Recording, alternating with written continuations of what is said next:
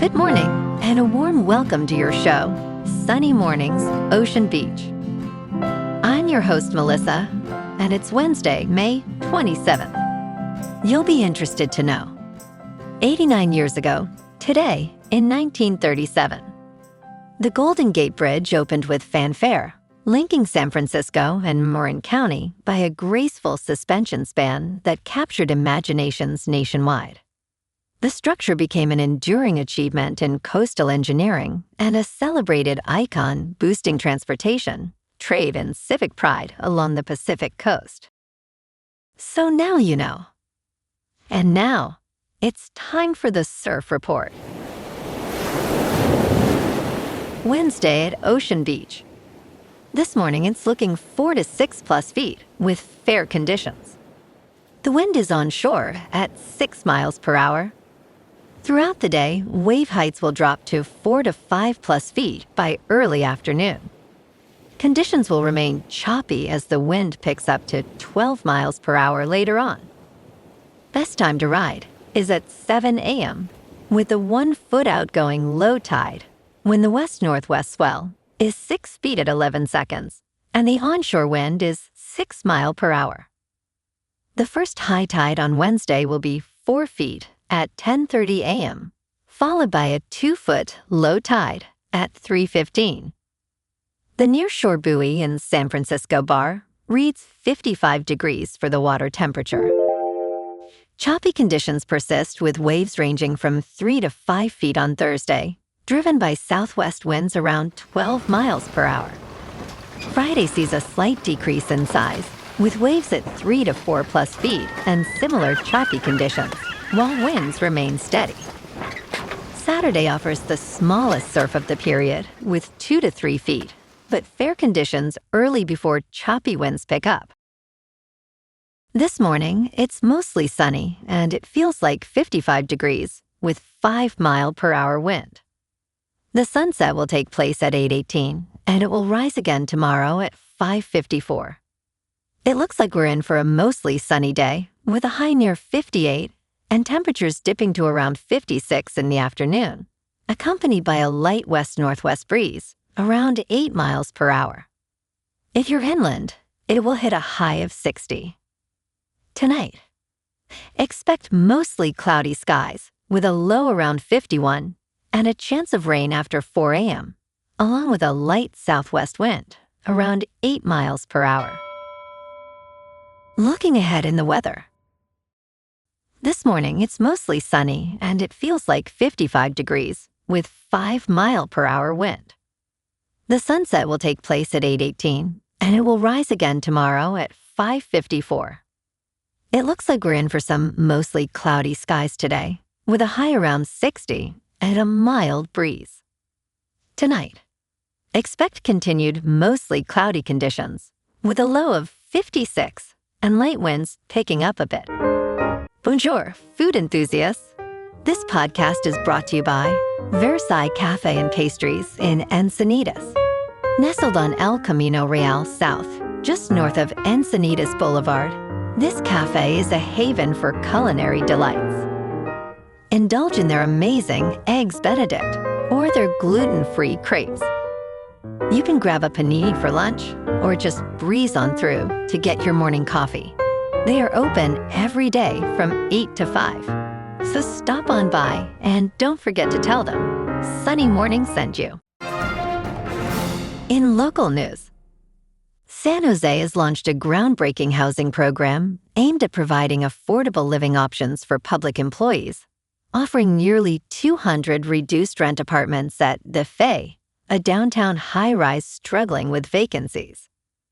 The Lower Income Voucher and Equity Program, known as LIVE, makes 1 and 2 bedroom units available to teachers, police officers, firefighters, and other middle-income earners at below-market rates. Mayor Matt Mahan emphasized that this initiative supports those who serve the community in one of the nation's priciest rental markets, where median rents often exceed $2,800. With an investment of $11.2 million, the city hopes to create immediate affordability without new construction. And if units remain unfilled, they will open to the general public. This innovative approach reflects a creative use of limited resources, aiming not only for stability and affordability, but also for future reinvestment in housing projects.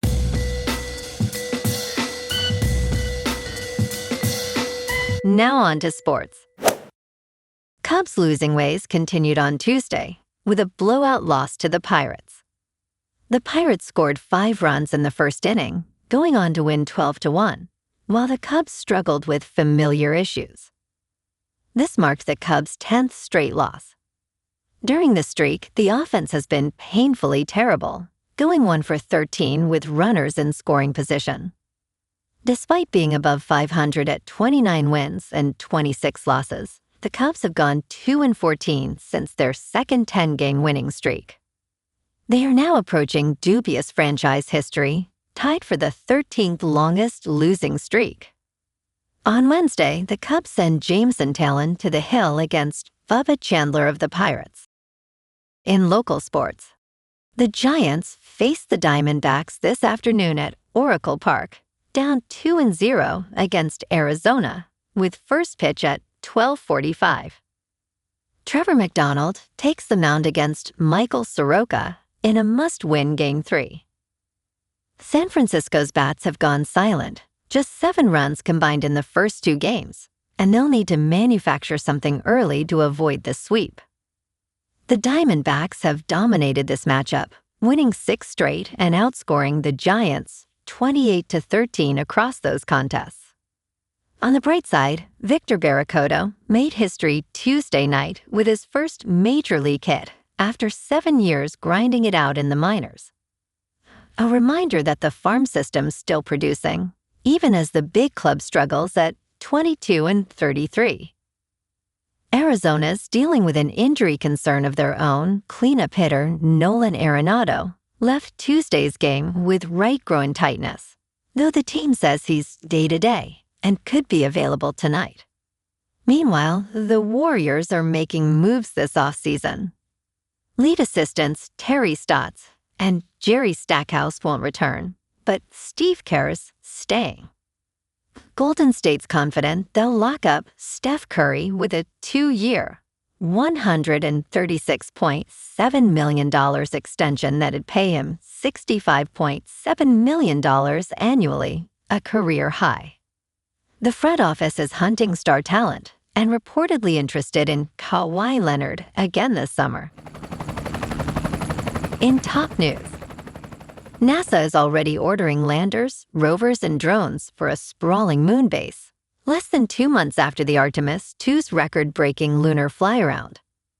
The space agency outlined the first phase of its moon base plans on Tuesday, awarding hundreds of millions of dollars in contracts to 4 U.S. companies. Jeff Bezos' Blue Origin will provide a pair of landers to deliver moon buggies to the lunar surface. NASA is targeting Artemis II for mid-2027, with a landing by 2 astronauts following as soon as 2028. The goal of the moon base is to encourage a lunar economy while conducting scientific research. NASA is expected to invest approximately $20 billion over the next 7 years into the moon base mission. In business news, China's industrial profits surged by 24.7% in April from a year earlier, according to official data released Wednesday. This increase marked the fastest growth since November 2023. For the first 4 months of the year, industrial profits rose 18.2%. The computing and electronics equipment manufacturing sector saw earnings more than double from a year ago. However, profit declines in furniture manufacturing steepened to 54.4%. Hao Zhou, head of research at Guotai Junan International, noted that profit gains are concentrated in upstream and high-tech sectors. Exports climbed 14.1% in April from a year ago in U.S. dollar terms. In crypto movement, Bitcoin is down 1% to about $76,000. Ethereum is down 1% to $2,000. And XRP is down 1% to $1.33. Moving on to a more local vibe. In our community spotlight on health and wellness, we are working with a national Pilates studio to bring you some free classes, so listen up. Check out Club Pilates. With several locations in the San Diego area, Pilates presents a comprehensive wellness approach, cultivating strength, reducing tension, and elevating mental well-being. Scientific research affirms its benefits. So now you can check out Club Pilates for a free class, with locations in Encinitas, Solana Beach, Oceanside, La Jolla, and more. Just be sure to tell them Sunny Morning sent you by. And now, back to the show. Let's talk tech. DuckDuckGo installs are up 30% as users reject being force-fed Google's artificial intelligence search. After Google's recent overhaul, many are switching to DuckDuckGo for the option to opt out of AI.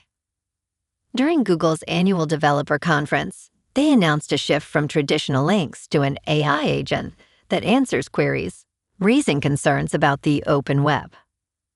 DuckDuckGo reported U.S. app installs increased 18.1% week over week, peaking at 30.5% on May 25th. The trend continues with DuckDuckGo gaining users over the Memorial Day weekend. DuckDuckGo emphasizes user privacy and choice, stating, "Not only do we respect user choice, but also user privacy." And in entertainment news, Javier Bardem arranged for a private screening of Martin Scorsese's Cape Fear and asked for Robert De Niro's blessing. Amy Adams shares her admiration for Jessica Lange in the same film. Patrick Wilson explains why Nick Nolte was one of those top guys who inspired him to act. Now Bardem, Adams, and Wilson are headlining Nick Antosca's 10-episode adaptation for Apple TV. Bardem portrays Max Cady, the character previously embodied by De Niro, who earned an Oscar nomination. Bardem describes his rewatch of the movie as a spiritual experience, asking for De Niro's blessing. Wilson cites Nolte as a primary inspiration, admiring his raw and commanding performances. Cape Fear premieres on June 5th on Apple TV. Well, alrighty folks, it's time for the quote of the day. And today, our quote comes from the American author and motivational speaker, Dennis Waitley.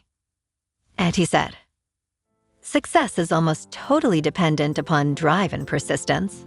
The extra energy required to make another effort or try another approach is the secret of winning." And that's a wrap for this morning. You can check out our Instagram, YouTube, and TikTok for some captivating aerial videos with local news and the surf reports. Have an amazing day, my good friends. We'll see you tomorrow with another episode of Sunny Mornings, Ocean Beach.